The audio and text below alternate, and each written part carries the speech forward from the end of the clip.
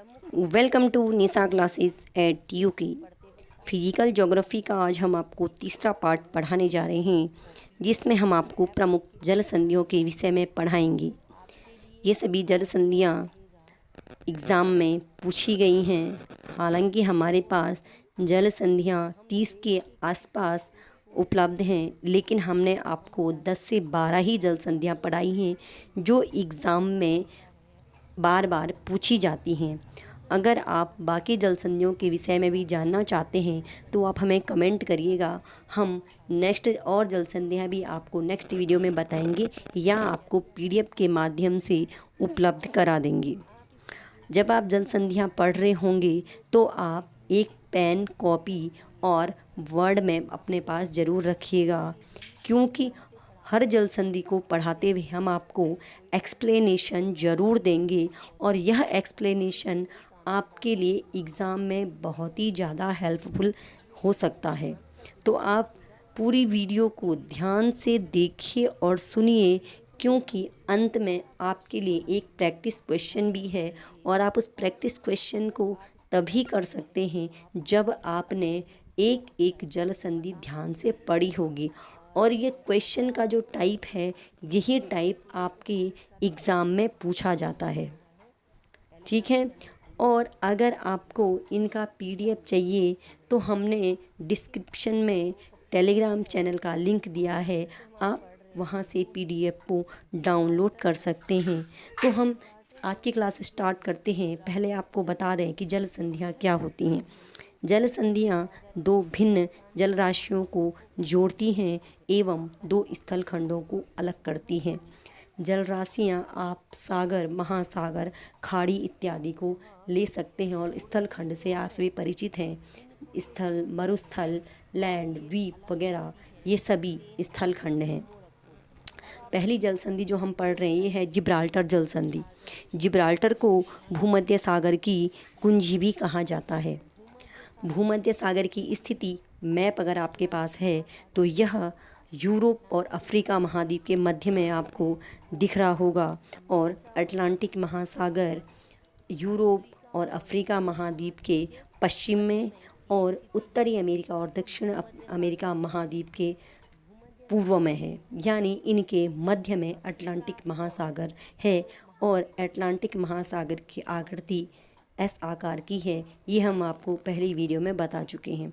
स्थलीय खंड को देखें तो यह स्पेन और मोरक्को को अलग करती है। स्पेन यूरोप महाद्वीप का भाग है और मोरक्को अफ्रीका महाद्वीप का।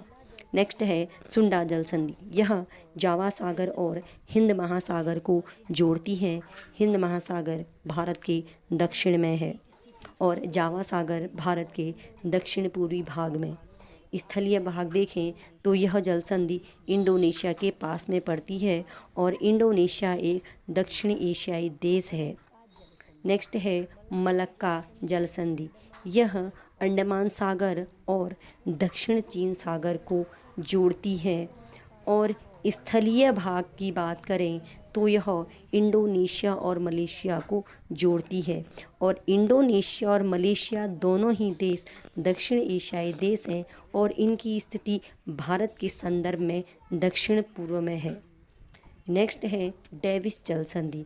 यह बेफिन खाड़ी और अटलांटिक महासागर को जोड़ती है और अटलांटिक महासागर की स्थिति हम आपको बता चुके हैं।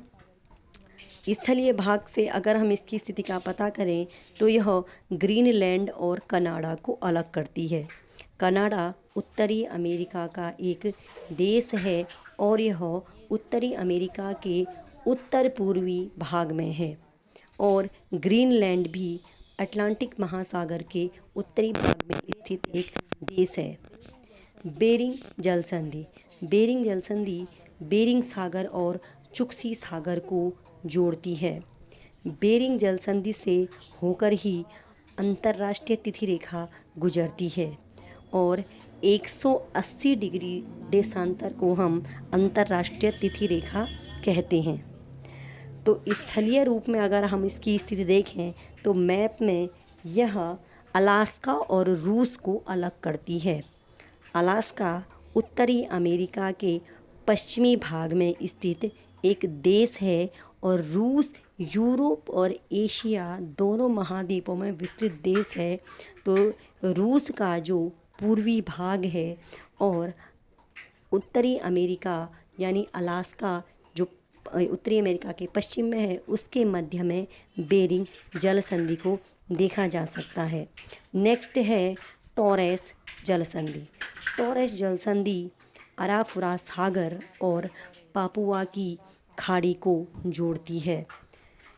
स्थलीय अगर आप मैप देख रहे होंगे तो आपको यह ऑस्ट्रेलिया के पास में दिख सकती है।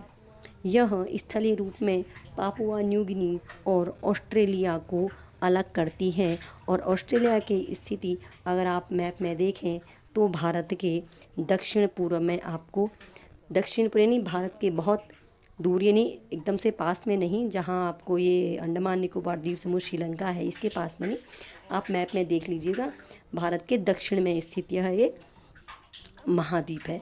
नेक्स्ट है डोवर जल संधि। यह इंग्लिश चैनल और उत्तरी सागर को जोड़ती है और स्थिति के लिए हम इसकी स्थलीय भाग को देखें तो यह इंग्लैंड और फ्रांस को अलग करती है। इंग्लैंड और फ्रांस दोनों ही यूरोपीय देश हैं जो यूरोप महाद्वीप के पश्चिमी भाग में स्थित हैं। नेक्स्ट है हॉर्मुज जल संधि।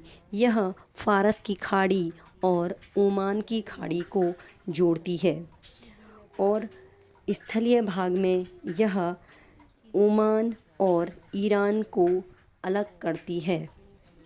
ईरान की स्थिति हम मध्य एशियाई देशों के संदर्भ में देख सकते हैं और ये मध्य एशिया में भी दक्षिणी भाग में स्थित देश है।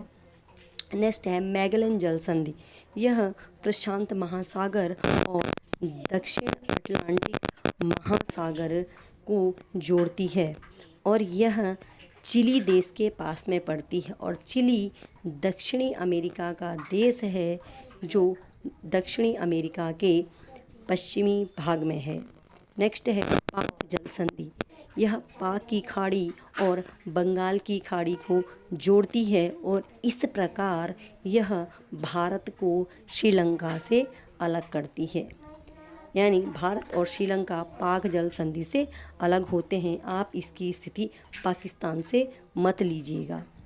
डेनमार्क जल संधि। यह उत्तरी अटलांटिक महासागर और आर्कटिक महासागर को जोड़ती है और ग्रीनलैंड और आइसलैंड को अलग करती है। ग्रीनलैंड की स्थिति हम आपको बता चुके हैं कि उत्तरी अटलांटिक महासागर में स्थित देश है, यानी एक यह द्वीप है। नेक्स्ट है बॉब अलमंदियो जल संधि। यह लाल सागर और अदन की खाड़ी को जोड़ती है और यह यमन और जिबूती को अलग करती है।